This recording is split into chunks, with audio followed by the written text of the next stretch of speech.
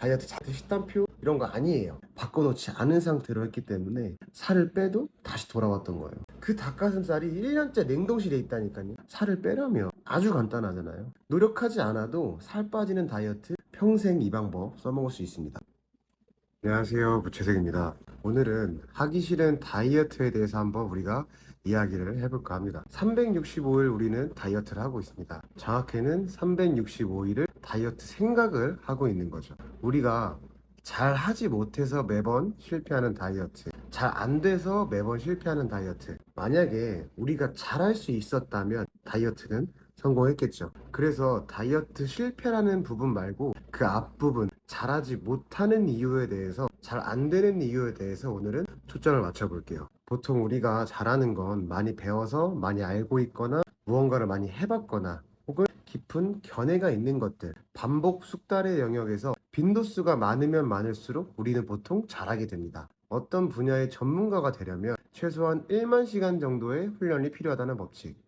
1만 시간은 매일 3시간씩 훈련할 경우 약 10년입니다. 하루 10시간씩 투자할 경우에는 3년이 걸리는 시간이고요. 중요한 건 1만 시간을 운동해라가 아니라 여기서도 1만 시간의 법칙이라는 것은 결국 반복 숙달의 영역이어서 잘할 수밖에 없다라는 말이라는 것을 꼭 알고 있어야 돼요. 우리가 어떤 것과 자주 마주치게 되면은 그 대상에 대해서 좀 친숙하게 느끼고 조금 더 호감적으로 좋게 느껴져요. 부정적인 생각이나 의심을 조금 덜 하게 되는 거죠. 갑자기 이 이야기를 왜 하냐면 우리가 무언가를 많이 보면 혹은 많이 보이게 되면 우리가 인식할 수밖에 없고 의식할 수밖에 없게 돼요. 너 다이어트 해야 해. 너 그만 먹어야 해. 너 조절 좀 해야 해. 미쳤어? 이것을 자꾸 우리가 까먹으니까 먹지 말라고 눈앞에서 24시간 동안 안 보이니까 그래서 우리가 안 되는 거예요. 애초에 우리는 못하는 게 아니라 안 될 수밖에 없게 살고 있어서 그래요. 우리가 다이어트 한다고 헬스장 등록하고 닭가슴살 사고 무슨 다이어트 보조제 사고 거기에 포커싱이 맞춰져 있으니까 어려운 거예요. 다이어트는 절대 거창하게 하는 게 아니에요. 아직 헬스장 등록 안 했으니까 다음 주에 등록하고 해야지. 닭가슴살 아직 안 왔으니까 내일 오면 그때부터 해야지. 그 닭가슴살이 1년째 냉동실에 있다니까요. 엄마가 반찬 해 먹어서 심지어 이미 없어. 자, 그럼 우리가 헬스장도 등록 안 하고 닭가슴살도 안 먹고 어떻게 살을 뺄 수 있는데 우리가 하루 중에 가장 자주 의식적으로든 계속 무의식적으로든 계속 반복적으로 보게 되고 보는 것이 있어요. 바로 휴대폰 배경화면이에요. 그냥 알림 뜨면 보고 몇 시인지 보고 정말 아무 이유 없이 화면 터치해서 보고 하루에도 몇십 번씩 반복해서 보게 되는 부분이잖아요. 그래서 일단 휴대폰 배경 화면부터 바꿔야 되는데 중요한 건 어떤 배경 화면인지가 정말 중요해요. 예를 들어 다이어트 식단표, 다이어트 자극사진 이런 거 아니에요. 우리가 자주 보는 것에 대해 익숙함을 느끼고 친숙함을 느낀다고 했잖아요. 근데 자주 보는 게 너무 거창하거나 목표나 허들이 높으면 그게 그냥 이유 없이 미워져. 그래서 높으면 안 돼요. 우리는 다들 경험이 있으실 거예요. 배경화면에 새해 목표 적고 버킷리스트 적고 근데 제대로 이룬 경험 혹시 해보셨나요? 솔직히 저 같은 경우는 별로 없었어요. 그냥 더 좌절만 하게 되고 더 막 괜히 휴대폰 바꾸고 싶고 막 버리고 싶고 막 그랬어요 그냥.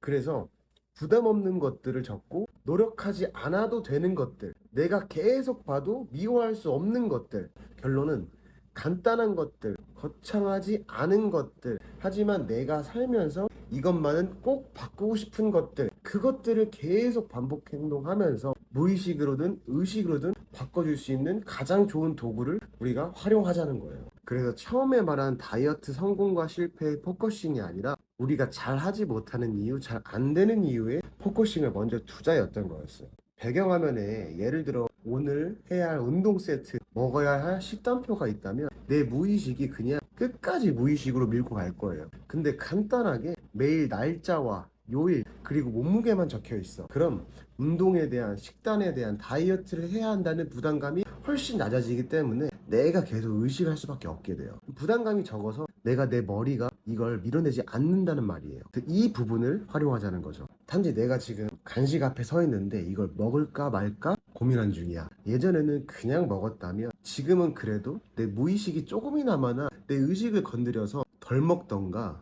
안 먹게 해줄 거예요. 지금 혹시 몇 킬로예요? 지금 영상 보면서 본인의 몸무게를 한번 떠올려 보세요. 정확하게 혹시 알고 있나요? 지금 체중계 올라가면 몸무게 정확하게 맞출 수 있을까요? 보통 없을 거예요. 체중계 올라가기 무섭죠. 맞아요. 저도 그래요. 근데 올라가야 해요. 올라가서 직면하고 그 몸무게를 기억하는 거예요. 아니, 기억도 그냥 하지 말고 휴대폰 메모장에 써요. 쓰고 매일매일 기록을 하는 거예요. 메모장에 기록하고 캡처해서 배경화면으로 그냥 해두는 거예요. 배경화면의 효과가 뭐냐면 내가 하루에도 수십 번씩 그냥 이유 없이 보게 되는 그런 화면이니까 엊그제 내 몸무게, 어제의 내 몸무게, 오늘의 내 몸무게가 적혀 있어. 과연 그걸 내가 의식 안 할까? 의식한다니까요.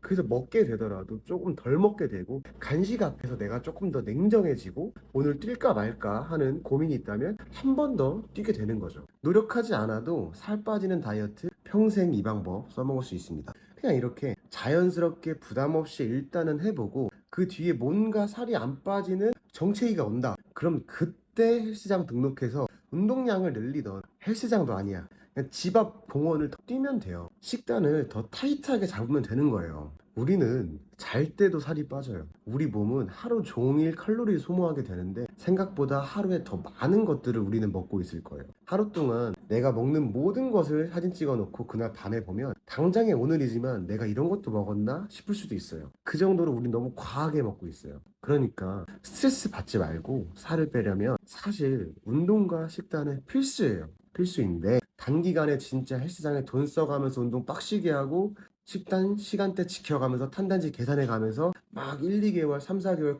할 정도로 뺐어. 근데 무의식과 의식이 흔들리면 금방 또 다시 돌아오게 되어 있어요. 요요가 온다는 거죠. 그냥 스트레스 받지 말고 자연스럽게 내 의식을 내 스스로 조절할 수 있는 사람으로 먼저 만들어 놓고 하루하루 내 몸무게 변화를 보면서 운동, 식사를 조절하면 조금이나마 덜 스트레스 받으면서 머리카락 덜 빠지면서 건강하게 살을 뺄 수 있을 거예요. 지금까지는 어렵게만 하기도 하고 내 의식을 바꿔놓지 않은 상태로 했기 때문에 살을 빼도 다시 돌아왔던 거예요. 몸무게 재고 배경 화면에 해놓는 것 아주 간단하잖아요. 살을 빼려면 적어도 나를 변화하려면 이 정도는 해야죠. 이 정도도 안 하면 솔직히 그냥 안 돼. 그냥 안 돼요. 그냥 딱 2주만 해보세요. 일주일은 좀 짧으니까 딱 2주만 무조건 빠질 거예요. 그리고 변화한 내 자신을 꼭 경험해 보시길 바라겠습니다. 감사합니다.